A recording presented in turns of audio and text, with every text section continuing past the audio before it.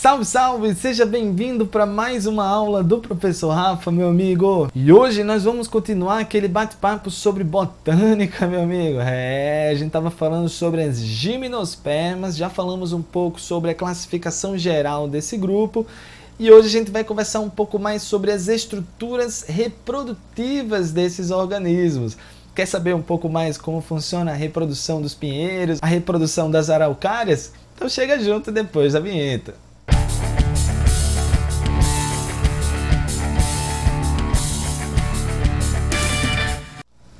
Beleza, meus amigos? Então vamos pegar aqui uma visão geral das estruturas reprodutivas desses organismos. Primeiro de tudo, moçada, a gente vai precisar saber que o nome da estrutura reprodutiva das gimnospermas, dos pinheiros, das araucárias, se chama estróbilos. Os estróbilos são órgãos reprodutivos que podem ser do sexo masculino ou feminino. Se ele for, rapaz, do sexo masculino, a gente vai chamar eles de microestróbilos. Se for do sexo feminino, nós iremos chamar de megaestróbilo. Aqui na nossa brincadeira, inicialmente a gente vai conversar sobre os microestróbilos, que são os estróbilos masculinos. São aqueles, rapaziada, que estarão relacionados com a produção do grão de pólen. E aí, para a gente entender um pouco mais sobre como o grão de pólen é produzido, a gente precisa se aprofundar nesse estróbilo masculino para entender as suas entranhas, para entender as suas microestruturas. Nesse caso, a gente vai precisar entrar para conversar um pouco sobre os microesporângios. Lembre-se, rapaziada, quando a gente fala em ângios, a gente está falando em caixa, em algo que guarda alguma coisa. Nesse caso, nós estamos falando sobre os microesporângios. No caso, é a caixa dos micrósporos. E, gente, vou te falar uma parada, hein? Vou até colocar aqui em cima, ó. Toda vez que a gente falar em micrósporos, a gente vai estar se referindo aos esporos masculinos, tá? Esporos masculinos aqui na brincadeira. Então, os microesporângios, essa aqui já é uma imagem um pouco mais profunda dos estróbilos. Os microesporângios serão essas caixinhas aqui, ó, que a gente está observando. E dentro de cada uma dessas caixinhas haverão inúmeras células, e são essas células aquelas que serão responsáveis pela formação dos esporos masculinos, tá? Essas célulazinhas pichototinhas que estão aqui dentro, a gente vai chamar elas de células-mãe dos micrósporos, mas que também poderemos chamá-las de microsporócitos. Não importa como você queira chamar, o mais importante é você saber que essas células-mãe do micrósporos, ou microesporócitos, são células diploides, são células 2N aqui na brincadeira. E o que vai rolar? Essas células-mãe do micrósporos, esses microesporócitos, eles irão realizar meiose, lembrando que essa é a meiose espórica, então vai rolar uma meiosinha aqui, ó, e o resultado dessa meiose é o surgimento de vários micrósporos. Ah, Rafa, já sei o que é micrósporos, eu lembro que você me falou, micrósporos são os esporos masculinos, é isso mesmo, cara. Os micrósporos já são finalmente os esporos masculinos. Porém, tchutchucos, vamos lembrar o seguinte, eu vou formar 4 células haploides, no caso 4 micrósporos, ou seja, 4 esporos masculinos. Porém, e desses 4 esporos, a gente vai ter a formação de uma estrutura conhecida como grão de pólen. Se liga no grão de pólen, que é uma grande novidade evolutiva do grupo das gimnospermas, tá?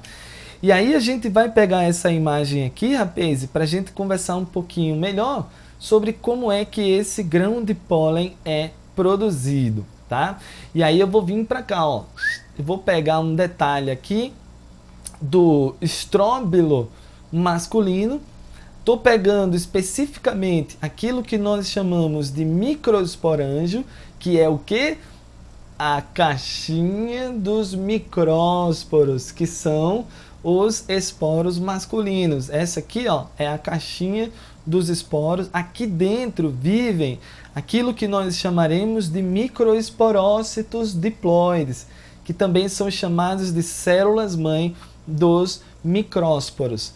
O que esse microesporócito diploide vai fazer? Estou com um detalhe nele aqui agora. Ó. O que esse microesporócito diploide vai fazer? Ah, moleque, vai fazer meiose.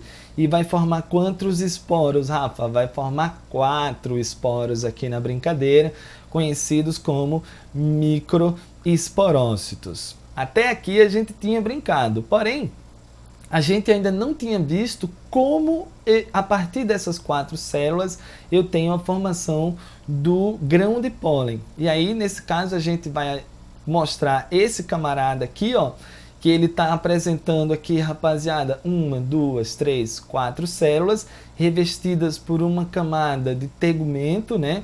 Uma camada revestida por uma substância chamada de esporopolenina, e apresentando 2 orelhinhas aqui. Ai, Rafa, pensei que era o Mickey Mouse. Não, cara, esses aqui são os sacos aéreos que vão ajudar o grão de pólen a ser, ó, transportado junto ao vento, meu amigo.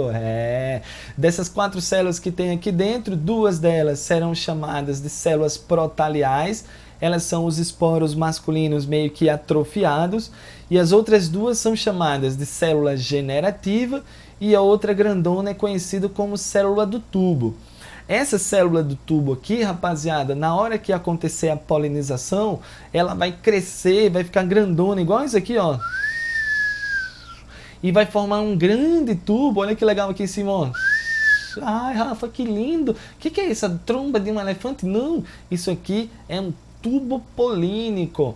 Esse tubo polínico é importantíssimo, porque lembra daquela outra célula laranjinha, a tal da célula generativa? Então, tchutchus, essa célula generativa, ela vai fazer mitose, vai formar 2 célulazinhas aqui, uma delas vai ser estéril e a outra delas vai ser chamada de célula espermática, que é o gameta masculino. E aí esse gameta masculino, ele vai sendo transportado, ó, através do tubo polínico. Olha que lindo, moçada. E aí, resultado disso, essas células espermáticas ou esses gametas masculinos, eles serão levados até a oosfera, que é o gameta feminino. Agora, um detalhe muito importante. Se é dentro do tubo polínico que eu tive a formação dos gametas masculinos, então o tubo polínico ele vai ser conhecido como o gametófito masculino. Se ligue nessa história, tá? Lembre-se que o gametófito ele está se tornando cada vez mais reduzido nestes organismos, tá? Se a gente fosse ver uma imagem, a gente ia ver algo parecido com isso, a imagem do grão de pólen, né? Teríamos aqui, rapaz, aquilo que a gente chamou de sacos aéreos. Aqui a célula do tubo, ó, que vai crescer, vai formar esse tubão. Aqui eu tenho a célula germinativa, que vai fazer mitose e vai formar 2 células espermáticas, ou seja, 2 gametas masculinos, tá? Bom, então essas são as estruturas masculinas. Lembre-se do grão de pólen, que é talvez uma das estruturas mais importantes que a gente vai apresentar aqui. E agora vamos nessa, vamos conversar um pouco sobre as estruturas femininas das gimnospermas. Bom, sobre as estruturas reprodutivas femininas, mais uma vez a gente menciona o tal dos estróbilos, né? Só que dessa vez a gente chama de estróbilo feminino ou até mesmo de mega estróbilo. Veja, toda vez que apareceu o nome micro, você associa com o masculino. Toda vez que apareceu o nome mega, você associa com feminino na parada. Ai, Rafa, que fofo, lacinho, para representar o estróbilo feminino, tá? Então vai ser aquela tal daquela pinha, muito parecida com o estróbilo masculino, né? Lá você também vai encontrar o tal do esporângio, que é a região onde você vai conter as células que vão dar origem aos gametas femininos, só que aqui nós vamos chamar de mega esporângio. Rafa, eu lembro que você falou alguma coisa sobre isso já, né? Você chamou de microesporângio. É verdade, era uma caixa de micrósporos, né? Era uma caixa de esporos masculinos. E quando a gente fala em megaesporângio, a gente está se referindo a uma caixa de megásporos. Ah, é verdade, megásporos. Rafa, se os micrósporos eram os esporos masculinos, megásporos é o quê? Os megásporos são os esporos femininos. Esperos não, esporos. Ah, moleque, vamos nessa. Muito bem, tchutchu. Então, olha só o que eu estou vendo aqui, ó. Eu estou vendo o megaesporângio, que é toda essa caixinha aqui. E dentro dela existe um grande mega esporócito. Nossa, Rafa, é muito mega, é verdade. Mas vamos lembrar, lá nos meninos a gente chamou de microesporócito, né? Microesporócito era o que mesmo, Rafa? Era as células-mãe dos micrósporos. O que são os micrósporos? São os esporos masculinos, meu amigo. Então, se lá nas meninas existe um negócio chamado de megaesporócito, é porque ele também vai ser a célula-mãe dos esporos femininos, então célula-mãe dos megásporos, né? Vamos chamar isso aqui também, ó, de megasporócitos. Megaesporócitos. O que é o mais importante saber sobre isso? Que essas células são diploides e que elas vão fazer meiose. Quando elas fizerem meiose, olha o que vai acontecer. Está aqui o megaesporócito, bem tranquilo, vai fazer a meiosinha e eu vou ter a formação de 1, 2, 3, 4 células que são os esporos femininos. Rafa, como é que chama os esporos femininos? Megásporos. Então eu vou formar 4 megásporos na brincadeira, 4 esporos femininos. Então eu vou formar desses 4 esporos, apenas um vai ser considerado funcional, vai ser chamado de megásporo funcional, e esse camarada vai realizar uma série de mitoses, vai fazer um monte de mitoses, e o resultado disso é a formação de uma grande estrutura reprodutiva que a gente vai acabar chamando de gametófito feminino.